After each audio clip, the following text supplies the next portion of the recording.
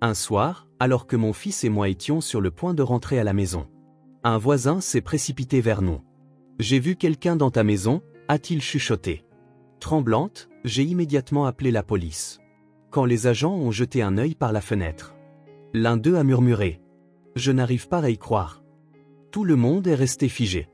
Avant de commencer l'histoire, n'oubliez pas de laisser un like et de vous abonner à la chaîne pour voir plus d'histoires comme celle-ci.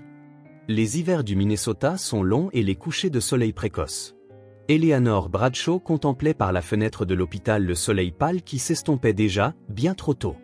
Elle jeta un coup d'œil à sa montre et soupira doucement, encore 30 minutes avant la fin de son service. Jason devait être rentré de l'école à présent, et elle devait l'aider à réviser pour son contrôle de maths du lendemain. Eleanor, le prochain patient est prêt, l'interpella une collègue infirmière. Eleanor sourit et baissa les yeux sur le dossier qu'elle tenait. Son visage trahissait une pointe de fatigue, mais son regard restait bienveillant et son sourire était plein de chaleur lorsqu'elle s'occupait des patients. « Merci, j'arrive tout de suite. » Tandis qu'elle se dirigeait vers le lit isolé par des rideaux, elle glissa son smartphone dans sa poche. Jason avait envoyé un message « On peut manger une pizza ce soir ?» Cette simple requête fit sourire Eleanor. C'était une demande si directe de la part d'un garçon de 12 ans. Après avoir terminé son service, Eleanor monta dans sa berline bleue un peu vieillotte, garée sur le parking de l'hôpital.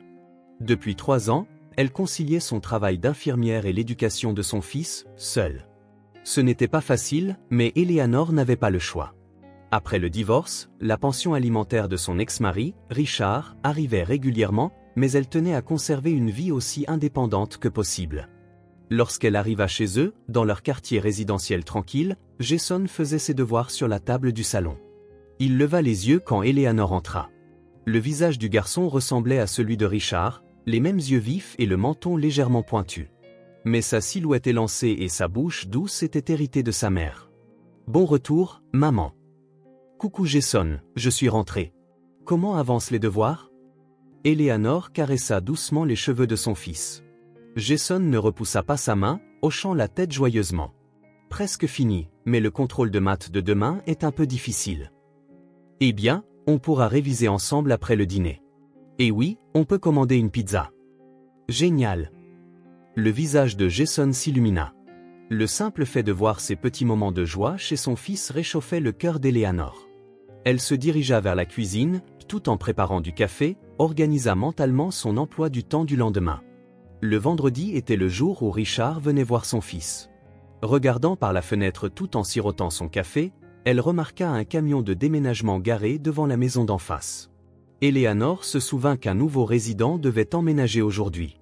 Elle resta près de la fenêtre, observant une femme âgée descendue du camion.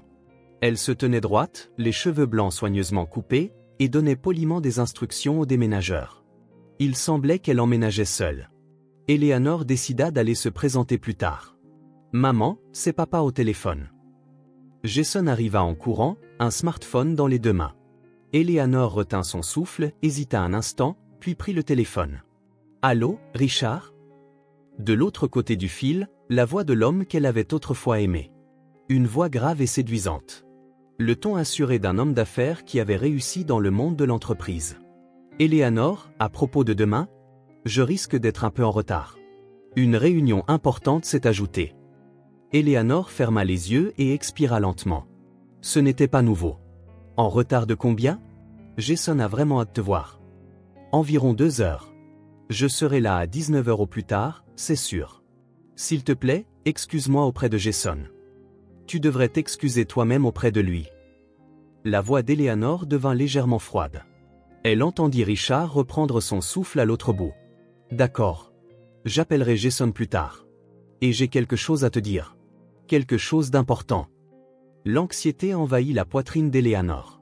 Il y avait quelque chose d'inhabituel dans la voix de Richard. Pouvez-vous imaginer gagner 10 000 $ par mois juste avec YouTube, depuis chez vous? C'est exactement ce que j'ai fait avec des histoires IA. Pas de visage, pas de voix. Consultez le lien dans la description si vous êtes curieux. Quel genre de nouvelles? Je te le dirai demain, en personne. Là, je dois... Elle entendit la voix de quelqu'un en arrière-plan. Une voix de femme.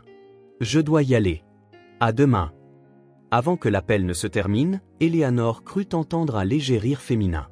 Elle fixa le téléphone, submergée par un mélange d'émotions. Quand elle retourna dans le salon, Jason la regardait avec des yeux pleins d'espoir. « Papa vient demain ?» Eleanor sourit à son fils. « Bien sûr. Il a dit qu'il serait un peu en retard, mais qu'il viendrait sans faute. » Une brève lueur de déception traversa le visage de Jason, mais il s'éclaira rapidement à nouveau. « Tu crois que papa viendra à mon match de baseball ?» Eleanor chercha ses mots. Richard était de plus en plus occupé ces derniers temps, annulant plus fréquemment ses projets avec Jason. Elle posa la main sur l'épaule de son fils. « Je ne sais pas, mais on lui demandera. »« Bon, on commande cette pizza ?» Ce soir-là, après que Jason fut couché, Eleanor s'assit sur le canapé du salon, pensive, en sirotant son café. Quelle était cette nouvelle importante mentionnée par Richard? Son intonation, la voix de femme entendue en arrière-plan? Malgré l'absence de preuves, elle ne parvenait pas à chasser son malaise. Regardant par la fenêtre, elle remarqua que les lumières étaient toujours allumées en face. La nouvelle résidente devait encore déballer ses cartons.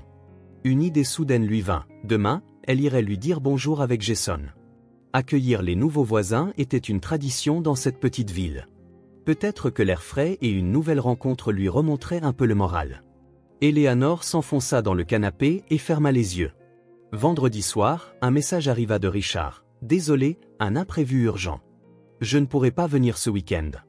Dis à Jason que je suis désolé. » Eleanor serra son smartphone, la poitrine douloureuse de colère et de déception. C'était typique de Richard ces derniers temps, faire des promesses pour les rompre ensuite, décevant son fils. Elle prit une profonde inspiration et retrouva son calme. Plus important que ses propres sentiments étaient ceux de Jason. « Jason ?» Elle frappa à la porte de la chambre de son fils. « Il faut que je te parle. » La porte s'ouvrit sur le visage impatient du garçon. Il avait déjà enfilé son t-shirt de baseball préféré. « C'est l'heure où papa doit arriver, » dit-il avec une expression radieuse. Eleanor sentit un serrement dans sa poitrine. « Jason, j'ai une mauvaise nouvelle. Papa ne peut pas venir aujourd'hui. Il dit qu'il a eu un imprévu urgent au travail. » Le sourire disparut du visage du garçon, remplacé par la déception. Mais il força rapidement un sourire et dit « Ce n'est pas grave, je comprends. » Sa voix contenait une résignation et une compréhension bien au-delà de son âge. Le cœur d'Eleanor se serra. Quelle tristesse qu'un enfant de 12 ans soit si habitué aux excuses des adultes. Et si on faisait quelque chose de spécial tous les deux? Que dirais-tu d'un film puis d'un dîner? Le visage de Jason s'éclaira un peu. Vraiment? Mais tu n'es pas fatiguée, maman? Le temps passé avec toi est spécial. Allez, on se prépare. 30 minutes plus tard, ils arrivaient au cinéma local. Après avoir regardé le dernier film d'action, ils se dirigèrent vers le restaurant de burgers préféré de Jason. Jason rejouait des scènes palpitantes du film tout en mangeant son hamburger. Eleanor se sentit réchauffée en voyant son fils sourire. « Maman ?» Jason devint soudain sérieux. « Je crois que papa a un secret. » Eleanor reposa le cola qu'elle s'apprêtait à boire. « Pourquoi penses-tu ça? » La semaine dernière, quand j'ai dormi chez papa, je me suis réveillée au milieu de la nuit. Je l'ai entendu parler à quelqu'un au téléphone. Il disait des choses comme « je ne peux pas encore le dire et ça prendra du temps ». Puis j'ai vu papa regarder une photo. Il n'a pas voulu me la montrer, mais... Le cœur d'Eleanor commença à s'emballer. « C'est tout? Tu as entendu ou vu autre chose ?» Jason secoua la tête. « Non, mais papa agit bizarrement ces derniers temps. Il a toujours l'air pressé, et dès qu'il reçoit un appel, il quitte la pièce. » Eleanor tenta de paraître calme. « Les adultes ont parfois des situations compliquées. Mais ne t'inquiète pas, papa t'aime. Ça, j'en suis certaine. » Sur le chemin du retour, Eleanor était perdue dans ses pensées. Il était clair que Richard cachait quelque chose. Instinctivement, elle sentait savoir de quoi il s'agissait, mais elle n'avait aucune certitude. Elle se rappela qu'il n'était pas juste de soupçonner sans preuve. Le lendemain, samedi, après avoir envoyé Jason jouer chez un ami, Eleanor s'occupait de son jardin. C'est alors que la nouvelle résidente d'en face s'approcha d'elle. « Bonjour, je suis Ruth Wilson. Je viens d'emménager hier. » Eleanor se leva, retira ses gants et la salua. « Je suis Eleanor Bradshaw. Ravi de vous rencontrer. Je comptais passer vous dire bonjour hier, mais... » « Ne vous inquiétez pas pour ça, » sourit gentiment Ruth. « J'étais occupée à déballer. J'ai vu votre fils aussi. C'est un garçon charmant. » Les deux femmes poursuivirent leur conversation dans le jardin devant la maison. Ruth était une professeure de lycée récemment retraitée, venue chercher un environnement calme après la perte de son mari. En discutant, Eleanor commença à se sentir en phase avec cette femme intelligente et observatrice. Au milieu de leur conversation, le téléphone d'Eleanor sonna. C'était Michael, un collègue de Richard. « Allô, Michael ? » ?»« Salut Eleanor. Je n'arrive pas à joindre Richard. J'ai besoin des documents de présentation. J'ai appelé chez lui, mais personne ne répond. » Eleanor était confuse. Mais Richard devrait être en voyage d'affaires. C'est ce qu'il m'a dit hier. Il y eut un silence à l'autre bout. Voyage d'affaires ? Non, il n'est pas venu au bureau depuis une semaine. J'ai entendu dire qu'il avait pris des congés. Eleanor se figea. Richard avait menti. Je vois. Je lui dirai si je le contacte. Après avoir raccroché, elle s'assit sur le banc, se tenant la tête. Ruth remarqua le changement et s'assit à côté d'elle. Est-ce que ça va ? Après un long silence, Eleanor laissa échapper un profond soupir. C'est à propos de mon ex-mari. Il semble qu'il m'ait menti. Il a dit qu'il était en voyage d'affaires, mais il est en fait en congé. Ruth ne dit rien, se contentant de prendre la main d'Eleanor. Mon fils a dit qu'il pensait que son père avait un secret. Je le sentais aussi. Mais j'avais peur de le confirmer. La vérité peut être effrayante, dit doucement Ruth, mais elle est parfois nécessaire. Eleanor prit sa décision. Elle devait confronter Richard à la vérité. Elle sortit son téléphone et composa son numéro. Cependant, l'appel fut redirigé vers la messagerie vocale. « Richard, c'est moi. Il faut qu'on parle. C'est important. Contacte-moi dès que possible. » Elle laissa le message, sans s'attendre à une réponse. Il semblait déjà l'éviter. Eleanor se tourna vers Ruth. « Je pense que j'irai à son appartement demain, après avoir laissé mon fils chez un ami. J'ai besoin de savoir la vérité. » Ruth hocha la tête en silence. « Faites-moi savoir si vous avez besoin de quoi que ce soit. Si je peux aider d'une manière ou d'une autre. » Cette nuit-là, Eleanor ne put dormir. Elle avait peur d'imaginer ce qui l'attendait demain. Mais elle ne pouvait plus fuir. Pour le bien de son fils, et pour le sien, elle devait connaître la vérité. Le dimanche, Eleanor se rendit à l'appartement de Richard, mais il n'était pas là. Selon le concierge, Richard n'avait pas été vu depuis plusieurs jours. Il ne répondait ni à ses messages ni à ses appels. Du lundi au mercredi, Eleanor tenta de se distraire en se concentrant sur son travail. Cependant, la disparition de Richard et ses secrets pesaient lourdement sur son esprit. Jason sentait aussi le changement chez son père et faisait parfois des cauchemars. Mercredi soir, Eleanor termina son service à l'hôpital et monta dans sa voiture, l'air fatigué. Son téléphone sonna, l'écran indiquait un appel de Richard. Elle répondit précipitamment. « Richard, où étais-tu ?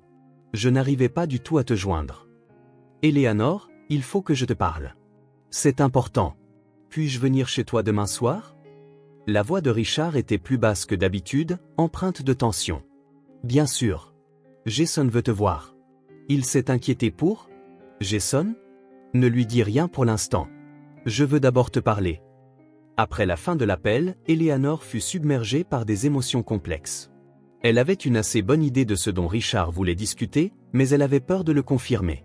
Le lendemain, Richard la recontacta. « Désolé, je ne peux pas venir aujourd'hui. Je viendrai demain, vendredi. »« C'est sûr. » Eleanor soupira. Elle était fatiguée. Fatiguée des promesses sans cesse changeantes de Richard, de ses excuses vagues et de son attitude qui ne cessait de décevoir son fils. Vendredi après-midi, Eleanor rentra tôt de l'hôpital et préparait le dîner avec son fils. « Papa vient aujourd'hui ?» demanda Jason. « Il devrait. » Mais elle choisit ses mots avec soin. « Papa semble très occupé ces derniers temps, alors ne sois pas surpris s'il ne peut pas venir. » Jason hocha la tête en silence. Le cœur d'Eleanor se serra. Son fils s'était habitué à être déçu par son père. Après le dîner, un message arriva de Richard, « Je ne peux pas venir aujourd'hui non plus. Voyage d'affaires prolongé. On vous contactera la semaine prochaine. » Eleanor agrippa son téléphone, furieuse.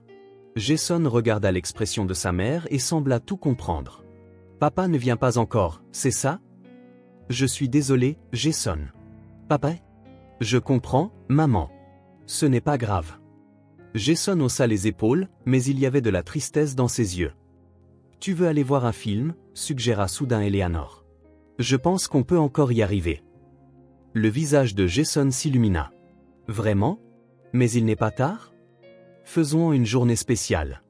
Va te préparer. 30 minutes plus tard, ils étaient au cinéma local. Jason avait retrouvé sa joie d'enfant, serrant son popcorn. Après le film, ils décidèrent de dîner tard dans un restaurant italien voisin. « Maman, je suis tellement plein », dit Jason, satisfait, après avoir fini sa pizza. Eleanor regarda son fils et sourit. « Tu as aimé? »« Oui, beaucoup. C'est toujours amusant avec toi, maman. » Sur le chemin du retour, le téléphone d'Eleanor sonna. C'était un appel d'urgence de l'hôpital. « Je suis désolé. Il y a eu un accident majeur et nous sommes en sous-effectif, » dit sa collègue. « Je comprends. J'arrive tout de suite. » Eleanor raccrocha et regarda Jason. « Je suis désolé, je dois retourner à l'hôpital. Je te dépose à la maison et je pars tout de suite. » Alors qu'ils étaient à environ un pâté de maison de chez eux, Ruth se précipita vers eux depuis l'autre côté de la rue, l'air agité. « Eleanor, attends. » Il y avait une tension évidente dans la voix de Ruth. Eleanor arrêta la voiture et ouvrit la fenêtre. « Qu'y a-t-il, Ruth ?» Après avoir vérifié les alentours, Ruth dit à voix basse, « Il y a quelqu'un dans ta maison. Il y a environ 30 minutes, j'ai vu un homme entrer. Il ressemblait à ton mari, mais ce n'était pas lui. Et il y avait une femme aussi. »« Quoi ?» Halta Eleanor. « Tu es sûr ? » ?»« Absolument. Ils sont entrés par la porte d'entrée. On dirait qu'ils avaient une clé. » Les mains tremblantes, Eleanor sortit son téléphone et dit à Jason, « Reste ici. Reste avec Ruth. » La voix d'Eleanor tremblait alors qu'elle appelait le 911. « Quelqu'un est entré par effraction chez moi. Mon fils de 12 ans et moi sommes dehors, mais il y a des étrangers dans la maison. » Quelques minutes plus tard, 2 voitures de patrouille arrivèrent silencieusement, sans sirène. 4 officiers confirmèrent la situation avec Eleanor. « Veuillez rester à distance de sécurité », dirent-ils alors que 2 d'entre eux contournaient la maison par l'arrière et 2 s'approchaient par l'avant. Eleanor serra son fils dans ses bras, la poitrine oppressée par la peur et l'anxiété. « Tout va bien se passer, Jason. La police va s'en occuper, » dit-elle, sans pouvoir s'en convaincre elle-même. L'un des officiers, regardant par la fenêtre dans le salon, recula soudainement avec une expression choquée. « Je n'arrive pas à le croire, » murmura l'officier. Un autre officier regarda par la fenêtre et eut la même réaction stupéfaite. « Qu'y a-t-il ? Que se passe-t-il » La voix d'Eleanor tremblait d'anxiété. « Madame, il y a du sang à l'intérieur, » balbutia l'officier. Juste à ce moment-là, une voix à la radio demanda une assistance médicale d'urgence. « Du sang ? Qui ?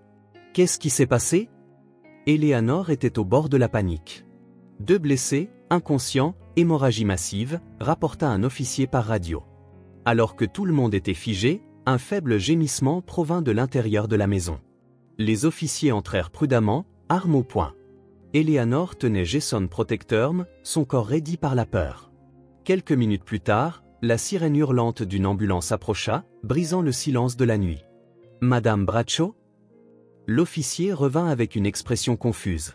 « Les personnes à l'intérieur sont un homme que nous pensons être votre ex-mari et une femme inconnue.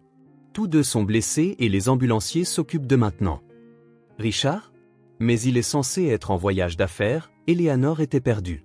D'après la situation, il semble y avoir eu une altercation violente entre eux. Veuillez attendre dans un endroit sûr. Nous aurons besoin de vous interroger. Eleanor ne pouvait pas comprendre cette situation surréaliste. Elle détourna son fils pour l'empêcher d'entrer en état de choc. « Jason, allons chez Ruth. Nous ne devrions pas être ici. » Dans l'obscurité de la nuit, Eleanor regarda, incrédule, les ambulanciers sortir 2 brancards. Les gyrophares de l'ambulance éclairèrent brièvement les 2 silhouettes. L'une était Richard. L'autre était une jeune femme qu'Eleanor n'avait jamais vue. « Maman, » dit Jason d'une voix tremblante, « c'est papa ?» Eleanor ne put répondre.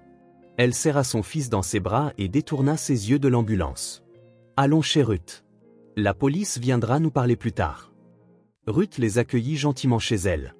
Eleanor s'assit sur le canapé, hébétée. Elle avait l'impression que son monde avait basculé en un instant.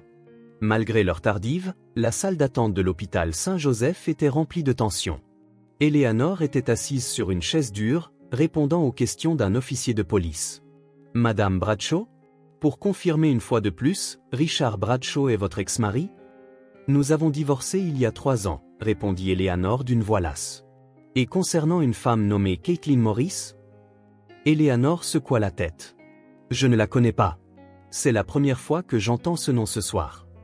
L'officier hocha la tête, prenant des notes. Laissez-moi vous expliquer la situation actuelle. Les 2 individus ont subi des blessures au couteau, mais leurs jours ne sont pas en danger. Morris a poignardé Bradshaw, puis elle a été blessée elle-même. Les détails de la dispute sont encore en cours d'investigation. Pourquoi était-il dans ma maison? Demanda Eleanor d'une voix tremblante. Bradshaw avait une clé, c'est exact. Oui. Je ne l'ai pas redemandé après le divorce. Je pensais qu'elle pourrait être utile en cas d'urgence. L'esprit d'Eleanor était en ébullition. L'idée que Richard puisse entrer chez elle avec une autre femme et que la violence éclate là, sa maison, son refuge, était soudainement devenue la scène d'une tragédie inconnue. Juste à ce moment-là, un médecin entra dans la salle d'attente. A-t-il quelqu'un de la famille de M. Bradshaw? Eleanor se leva. Je suis son ex-femme.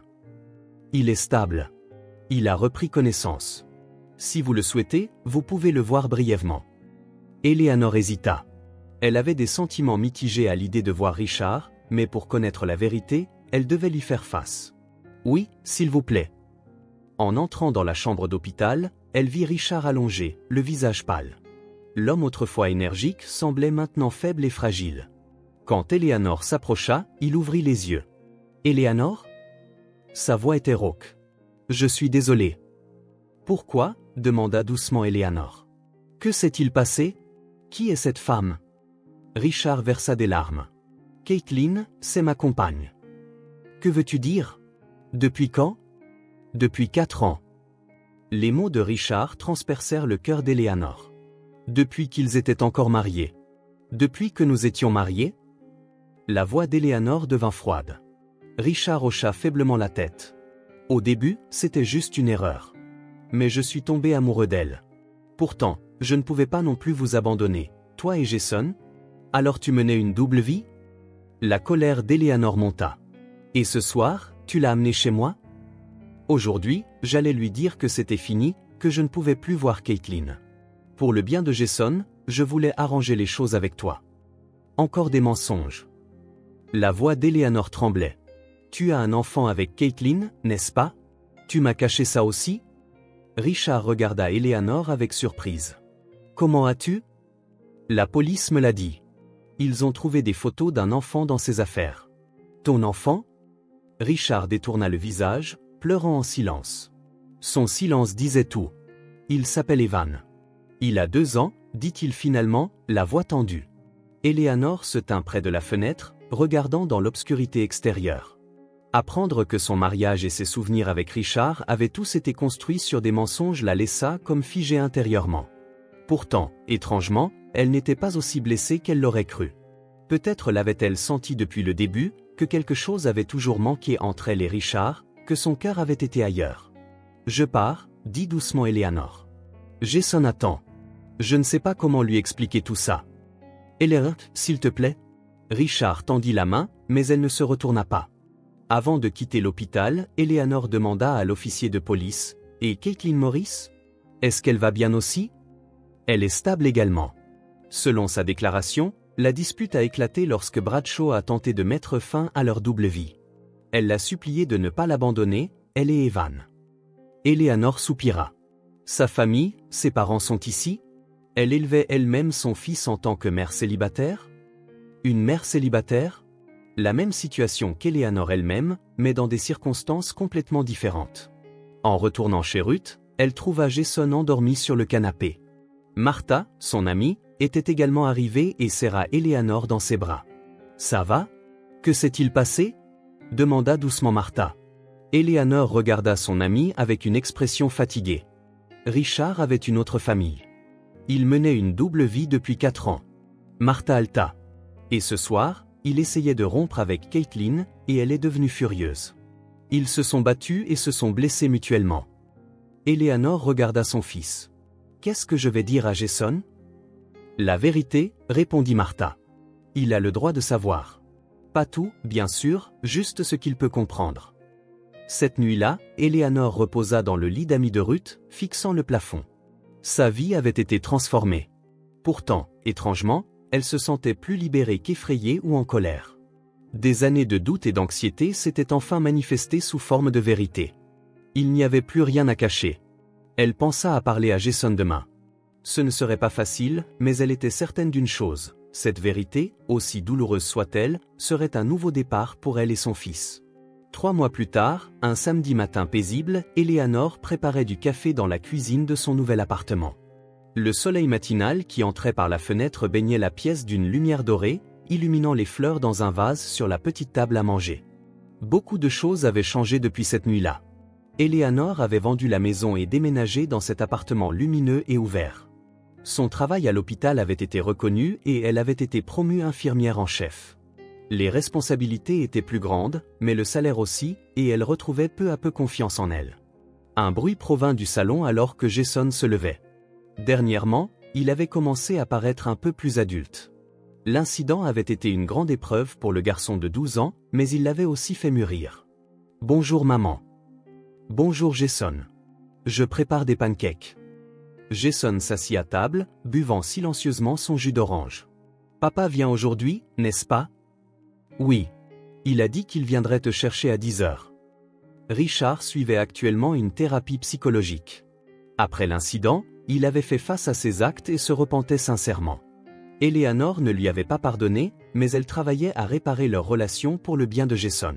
« Maman. » Jason devint soudain sérieux. « Je pense que je vais demander à papa aujourd'hui si je peux rencontrer Evan. » Eleanor s'arrêta et regarda son fils. « Vraiment? Tu veux le rencontrer? » « Oui. C'est mon frère, non? Famille différente, mais nous sommes quand même liés par le sang. » Eleanor posa sa main sur l'épaule de son fils. « C'est une pensée merveilleuse. Tu es vraiment un garçon incroyable. » Jason sourit timidement. « Tu dis toujours ça. Maman, la famille, ce n'est pas seulement une question de sang. C'est une question de choix et de courage de recommencer, autant de fois que nécessaire. » Eleanor fut surprise. C'étaient des mots que Ruth lui avait dit. Elle avait dû les répéter à son fils. À 10 heures précises, la sonnette retentit. C'était Richard.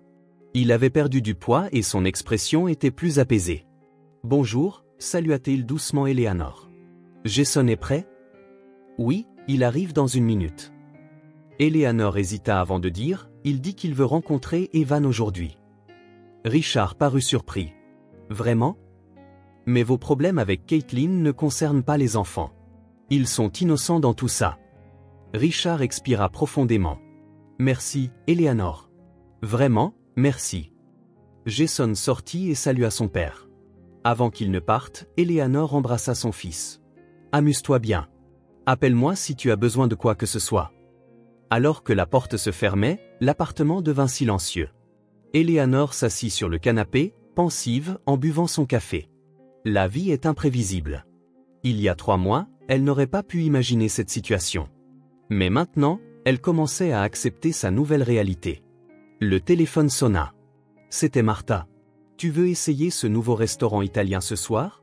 Michael sera là aussi. » Michael était un nouveau médecin à l'hôpital qui s'était récemment rapproché d'Eleanor.